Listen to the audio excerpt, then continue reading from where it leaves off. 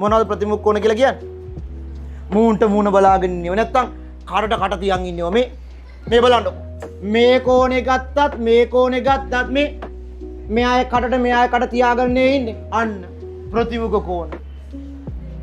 මේ බලන්නකො මේ දෙන්නත් මෙයාගේ කටට මෙයාගේ කට තියාගෙන ඉන්නේ. ප්‍රතිමුඛ කෝණ. පැහැදිලිද? රයිට්? එතකොට අර මතක් වෙන්න ඕනේ. ප්‍රතිමුඛ කෝණ මතක් වෙන්නේ මොන වගේ වෙලාවටද? මොකක්?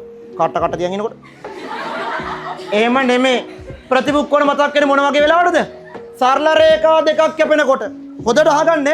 ඔය ගණන් වලදී දීලා තියෙන තොරතුරු හරිය වැදගත්. ගානකදී වාට කිව්ව සරල රේඛා දෙකක් කැපිලා කියලා කතා දෙකක් නෑ මතක් වෙන්නේ මොනවද? ප්‍රතිමුඛ කෝණ. මේ එකිනෙකට මුහුණලා තියෙන කෝණ. හිතන්න පුතේ මේ කෝණේ A කියලා, මේ කෝණේ B කියලා, මේ කෝණේ X කියලා, මේ කෝණේ Y කියලා. ඔය ඉගෙන ගත්තාටේදී ඔය හැදෙන ප්‍රතිමුඛ කෝණ මොකද වෙන්න ඕනේ? සමානයි කියලා ඉගෙන ගත්තා. එනවා ඉගෙන ගත්ත දේ මතක් කරමු. මෙයාට මෙයා සමානයි. A සමානයි B. ඒ වගේම ඔය ඉගෙන ගත්තා X සමානයි Y.